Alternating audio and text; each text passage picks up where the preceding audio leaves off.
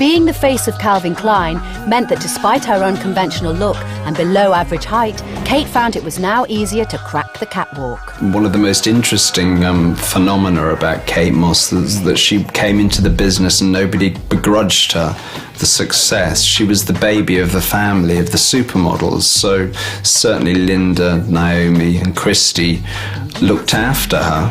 Mixing with the world's biggest supermodels also meant that Kate Moss was beginning to enjoy the high life. But in 1998, the merry-go-round stopped moving and Kate found herself checking into rehab. The press were buzzing with rumours of the reasons why Britain's style queen was struggling with her lifestyle. I mean, Kate Moss always was very honest about alcohol. She said she didn't walk down a runway without, half a bottle of champagne inside her. You're not there on a guest pass. And also, if you're at a fashion show, you see it in Milan or Paris or wherever. You've got 5 shows to do in a day. You start at 6, you've got a makeup call. Somebody saying, "Oh, champagne, Kate, champagne. Come on, have some, have a cigarette, have a glass of champagne." Of course you do it. As soon as we got a glimpse of Kate Moss's real life, we wanted to know more. We'd had a little glimpse, and once you have a glimpse of something that's good, juicy or interesting, when someone gives you a little bit of gossip, you always want to know more. When Kate emerged from her spell in rehab, she was disillusioned with the fashion bubble she'd been existing in and declared she'd be taking a year off from work.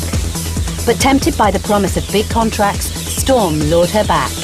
She now had a dramatic new look, the rock and roll cool Britannia image, and the door to the lucrative world of branding was opening.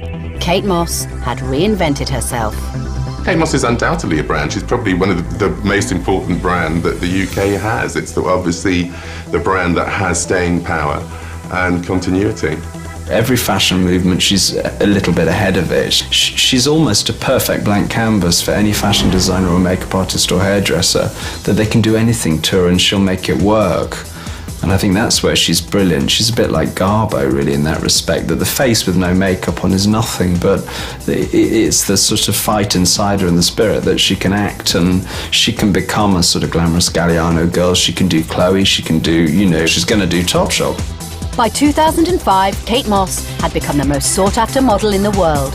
By keeping her mouth firmly shut, she had fed the press with the images and left them to make up their own mind about who she really was.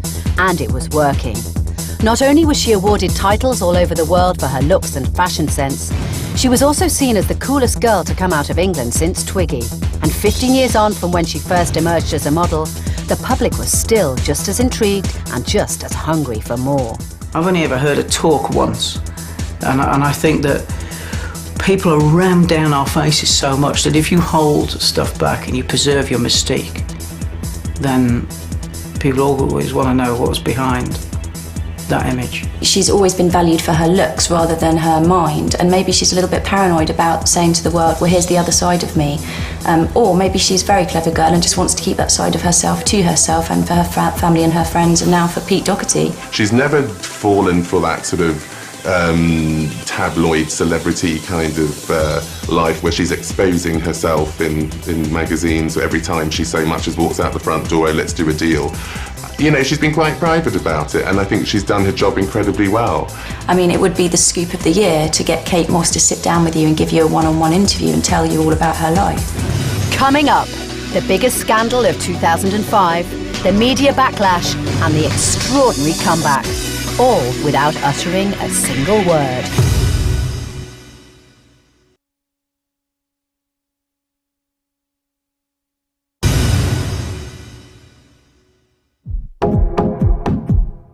Kate Moss, one of the most photographed women in the world, but how much do we really know about her? She's been a fixture of young British culture since the late 90s, but has rarely revealed more than her flesh to the press.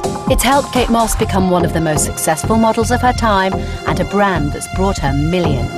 With business booming, the appetite for any piece of information concerning Kate's private life was becoming insatiable. And at last, it seemed that the paparazzi were beginning to make headway into the life of Miss Moss. Living in London's hip and arty postcode area at a time where Britain was once again in fashion, Kate was reported to be heading a new, trendy group of friends, dubbed the Primrose Hill Set. Her friendships with the likes of Sadie Frost and Jude Law, Pearl Lowe and Supergrass drummer Danny Goffey gave the press something to write about.